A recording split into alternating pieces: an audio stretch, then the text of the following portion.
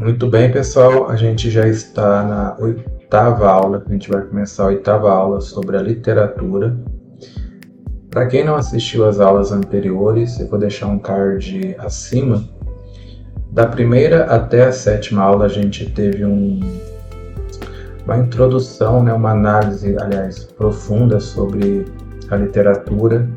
De um modo geral, a gente estudou a estrutura da poesia, sua métrica, as dimensões do texto, ou seja, foi um conhecimento bem rico que a gente obteve para poder chegar aqui na oitava aula, onde a gente vai começar a arranhar a casca, arranhar a casca da literatura no que diz respeito à literatura dentro do que a gente chama de literatura nacional ou brasileira.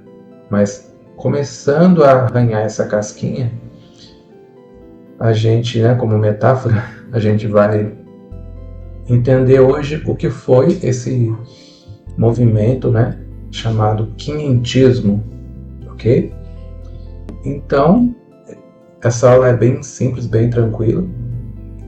Para vocês terem uma ideia, o quinhentismo, ainda que ele tenha ocorrido dentro do território nacional, ele é feito, como se diz, 1500 até 1600, um período, marco temporal, onde a literatura que se produziu no território nacional, em um país semi-bárbaro e ainda colônia, durante esse bastante tempo, foi uma literatura que não foi feita para o povo brasileiro, ok? Mas uma literatura que diz respeito a coisas naturais e acontecimentos, mas textos gerados para a coroa portuguesa, tá bom? Então não foi um texto nacionalista, por assim dizer. Então o quinhentismo ele foi num período literário que corresponde às manifestações de escrita literárias do século XVI, ou seja, nesse período, 1500 até 1600, mais ou menos, ok, gente? Especialmente aquelas que surgem no Brasil durante os primeiros contatos dos colonizadores portugueses no território da população indígena. Então, este período reflete tanto os interesses econômicos, religiosos da colonização, quanto a visão eurocêntrica sobre o novo mundo. Abaixo a gente vai trabalhar esse tema. Ou seja, essa literatura do quinhentismo foi uma literatura como a Europa, como Portugal, os países europeus, eles viam a gente, viam o Brasil, o índio, a natureza. Ainda que a gente tenha uma língua rudimentar no Brasil, algumas tribos tinham o seu idioma, a sua escrita, de modo bem simples, mas eles desprezam tudo isso, gente? Essa visão é eurocêntrica, por assim dizer, tá bom? Então não existe nenhuma escrita que os indígenas fizeram, por exemplo, que foi considerada nesse período, tá bom? Isso é só um adendo. Então, qual que é o contexto histórico para o quinhentismo? Esse marco temporal, quinhentismo já fala, de 1500 a 1600, época das grandes descobertas marítimas. Então foi nesse período que Portugal começa a se aventurar na expansão europeia e toda a Europa seguiu esse mesmo caminho, cada um a seu tempo. Então, com o descobrimento do Brasil, foi marcado pela chegada de Pedro Álvares Cabral em 1500 e pelo processo de colonização portuguesa. Então, como processo de colonização, essa literatura ela teve objetivos próprios: registrar as descobertas, descrever o território e seus habitantes para a coroa portuguesa, facilitar o projeto de catequese e evangelizar os índios, pelos jesuítas. Então perceba que nesse período antes do iluminismo, A igreja, junto com o Estado, né, o Estado ainda não era laico, ela tinha grande poder. A igreja estava par a par com o Estado, ou mandava muito mais do que o Estado, ok? Por isso, eles começaram a pregar, a ter esse sentido, né, de trazer os jesuítas, que mais tarde foram expulsos, né, do Brasil e de Portugal, pelo Marquês de Pombal, que é uma história bem interessante, fica para a próxima vez. Mas nesse período, a literatura se baseou nessas características, tá? Foco documental. Então a literatura era utilitária e descritiva, funcionando como um relatório sobre o Brasil. Esses textos buscavam relatar a paisagem, a fauna, a flora e os povos indígenas, os povos nativos. Um exemplo é a Carta de Pero Vaz de Caminha, de 1500, um dos textos, né, mais emblemáticos desse período. Eurocentrismo, o olhar europeu predominava na interpretação que frequentemente exotizavam, né, tornava exótico ou simplificava a cultura indígena. Como eu disse, não tem nenhum texto indígena ou dessas terras dentro desse quinhentismo. Então a visão que o índio era um selvagem, ou um bom selvagem se ele fosse o último a coroa, pela amizade, né? Como aquela letra do Legião Urbana, né? Que eles trocavam coisas caras, né? Como ouro, pedras preciosas e coisas que eles indicavam, por pano de chão, né? Por exemplo, aquela letra da música, né? E tinha um caráter catequético e religioso, ou seja, a literatura ela era produzida por missionários que buscavam converter o indígena para o cristianismo. Os textos eram didáticos, religiosos, escritos em português ou em tupi, né? Como eu disse, tinha uma língua aqui nativa, o tupi, de algumas tribos, tá? Que seria importante, né, a gente conhecer os textos do tupi, tá? Mas a aula de hoje é sobre essa matéria, então que visava facilitar a comunicação interna entre esse Brasil e Portugal. Exemplos como trabalhos de Pedro José de Alcântara, com poemas, canções e até peças teatrais foram usadas para catequizar os índios. Ok? Principais tipos de literatura ou de produção literária. Literatura informativa. Textos descritivos que retratam o Brasil como uma terra exótica e promissora. Um exemplo é a Carta de Pero Vaz de Caminha, né, como a gente vai ver daqui a pouco, que fazia uma descrição da terra e dos indígenas. Os relatos de viajantes, como Hans Staden, esse cara, né, ele teve uma experiência muito ruim aqui no Brasil, ele foi capturado, tem uma história que a gente vai ver daqui a pouco, mas mesmo assim ele escreveu bastante coisa, né, e colocou a sua vida em risco, tá? A gente vai ver alguns trechos de Hans Staden sobre a sua estadia no Brasil, né, como um exemplo da literatura que se produziu nesse período considerado, ok? Então, esse cara, né, essa gravura aqui, que é a foto dele, quando ele chegou no Brasil e começou a andar pelas matas e praias e assim por diante, né, eu vou narrar, né, que ele escreveu no seu manifesto, no seu escrito. Quando eu estava andando na floresta, eclodiram grandes gritos dos dois lados da trilha, como é comum entre os selvagens. Os homens vieram na minha direção e eu reconheci que se tratavam de selvagens. Eles me cercaram, dirigiram arcos e flechas contra mim e atiraram. Então gritei: que Deus me ajude, ajude a minha alma. Nem tinha terminado essas palavras, eles me bateram e empurraram pelo chão e atiraram golpes sobre mim. Tá? Continua então, né? Então, esse cara está narrando acontecimentos, é um exemplo de texto, né, do quinhentismo, que era levado à coroa. Seus costumes ainda não me eram tão conhecidos como os foram depois, e portanto pensei que agora estavam me preparando para matar-me. Mas logo achei os irmãos Nheapepoaçu, é um índio, né? E Alquidarmiri, que me haviam aprisionado. Eles me disseram que haviam presenteado ao irmão do pai deles, né? Deram de presente, no caso, Hanstaden foi um presente para um deles. Para quem? Para Ipiru-Gaçu, em sinal de amizade. E eles me guardariam e me matariam quando quisessem me comer. Olha só que povo bonzinho. Né? Pegaram esse cara e deram de presente para um índio e ficou a hora que quiser comer, eu como.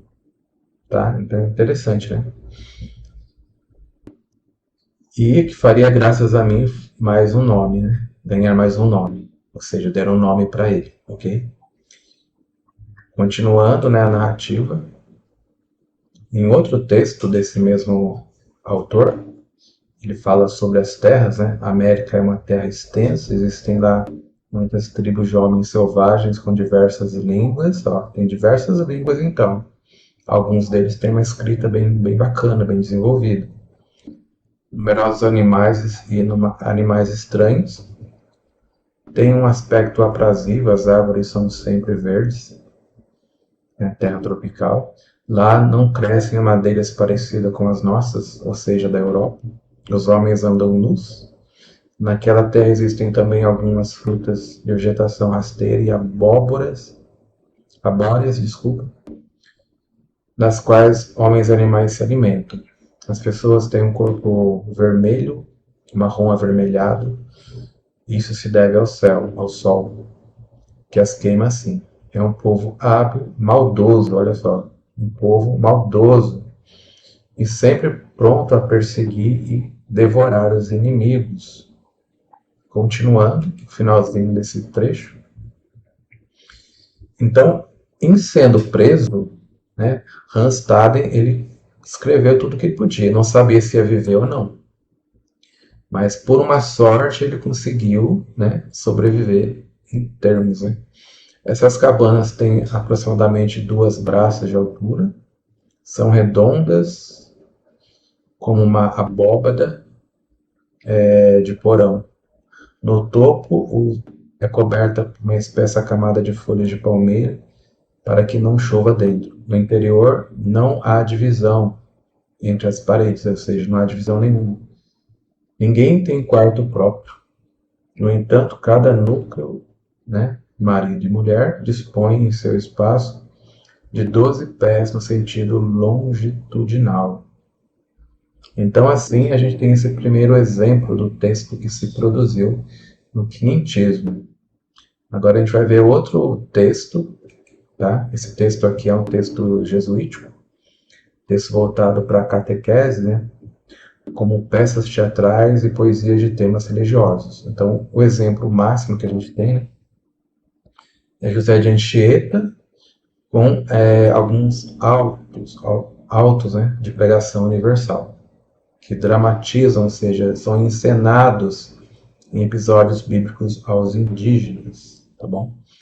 Então, nesse texto aqui, ele tem uma passagem que é feita em tupi, né, ou seja, em indígena, e traduzido para o então português de Portugal. Então, o âmbito da pregação é composto por estrofes, né, com rimas, com 5 ou 6 versos, sendo que cada rima não segue uma sequência fixa. Inicia-se o autógrafo com a personagem Guaxara, já em cena, segundo o que parece. Ok? Este personagem irá mostrar inicialmente o motivo por que estaria ali e também fará a sua apresentação. Ele é o mesmo que é ele mesmo que na estrofe 10 apresenta e fará entrar em cena seu companheiro e parente, Aimbiri, que contará a todos sobre a vida e a percepção teve nos lugares em que visitou. No terço final da peça entrará em cena a personagem do bem, Caraíbebe, que interpretará os outros dois personagens do mal. Por fim, os lançará no fogo e permanecerão então só na cabana, portanto, falando para o espectador, que também é a personagem no melhor estilo dos autos medievais.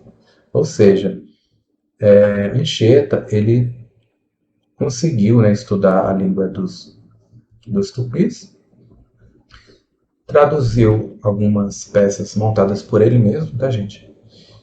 Para o tupi, e os índios fizeram essa encenação, né, dentro desse aspecto.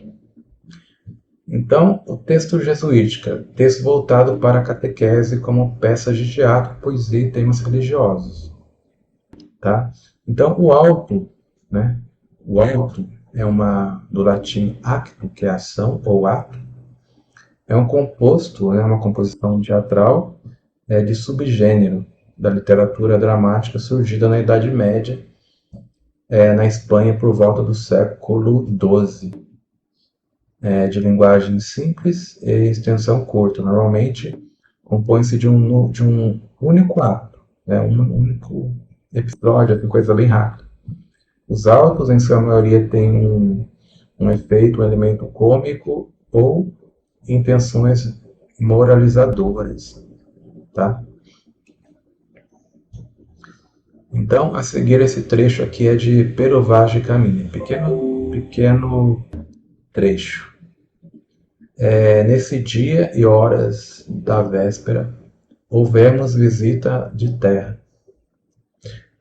Neste dia, a hora da véspera, houvemos vista de terra, primeiramente de um grande monte, muito alto e redondo, e de outras serras mais baixas ao sul dele, e de terra chã, com grandes arvoredos, ao monte alto, o capitão pôs o nome o Monte Pascoal e a terra de Santa Cruz. Mandou largar o prumo, acharam 25 braças, e ao sol posto, obra de 6 léguas da terra, surgiram âncoras em 19 braças, ancoragem limpa. Ali permanecemos toda aquela noite. E a quinta-feira pela manhã, fizemos vela e seguimos em direção à terra, indo os navios pequenos adiante, né? Por 17, por 16, 15, 14, 13, 10 e 9 braças até meia água, ok? Então é um exemplo de narrativa que se produzia para contar, né? Como se fosse um documentário do Fantástico, né? Para que o pessoal de Portugal pudesse saber tudo que está acontecendo aqui. A terra onde todos lançamos âncora em frente à boca de um rio. E chegaríamos a esta ancoragem às 10 horas, pouco mais ou menos. Ali avistamos homens que andavam pela praia. Obra de 7 ou 8, segundo disseram os navios pequenos, por chegarem primeiro. Então lançamos fora os batéis e esquifes, e vieram logo todos os capitões das naus a esta nau do capitão Mor, onde falaram entre si. E o capitão Mor mandou em terra no batel a Nicolau Coelho para ver aquele rio. E enquanto que ele começou a ir para lá, acadiram pelas praias homens, quando aos 2, quando aos 3, de maneira que ao chegar a Betel, à boca do rio, já havia ali 18 ou 20 homens. Eram pardos, todos nus, sem coisa alguma que lhes cobrisse suas vergonhas. Nas mãos traziam arcos com as suas setas, ou seja, flechas. Tinham todos rijos tinham todos rijos sobre o batel. E Nicolau Coelho fez de sinal que pousassem os arcos, e eles pousaram. Tá bom? Então, dentro desse período chamado quinhentismo, algumas reflexões sobre essa fase de 100 anos, né? Ou mais ou menos isso. Então, reflexos, né, do Brasil colônia. A visão de exploração. A literatura informativa consolidou a imagem do Brasil como uma terra de riqueza natural e indígena a serem dominados. Imagina esses textos sendo lançados em jornais na Europa, né, por assim dizer, em Portugal. Isso reforçou o caráter exploratório da colonização. Ou seja, quando os portugueses nativos de Portugal começaram a saber que aqui tem ouro, muita gente veio para cá para, como diz o pessoal, para enricar, para ficar rico, enriquecer. Transformação cultural. A catequese jesuítica introduziu os valores europeus e cristãos, muitas vezes em detrimento das tradições indígenas. O tupi foi utilizado como língua geral nas primeiras décadas, evidenciando uma tentativa de diálogo cultural, embora subordinado ao projeto colonial, ou seja, a língua é o português. Consolidação de uma identidade colonial. O quinhentismo lançou as bases para uma identidade cultural brasileira que seria moldada pela intenção entre europeus, indígenas e, posteriormente, africanos. Ok? Então, conclusão. O quinhentismo no Brasil não pode ser considerado um movimento literário autônomo, no sentido artístico, mas sim um conjunto de produções voltadas para os interesses práticos da colonização e evangelização. Embora limitado por sua função documental e religiosa, esse período oferece um importante registro histórico e cultural do início da formação do Brasil colonial. Então a gente começa a arranhar essa casquinha dentro do território nacional brasileiro. Na próxima aula a gente vai começar a estudar o Barroco. Serão 4 aulas, aliás 5 aulas sobre o Barroco. Depois a gente vai mudar para arcadismo, romantismo ou ultrarromantismo também, simbolismo e as gerações modernistas e contemporâneas, ou seja, é um curso bem longo. Pessoal, curta, compartilhem, deixem suas sugestões aqui. E eu aguardo vocês na próxima aula, onde a gente vai começar o estudo do Barroco. Até mais.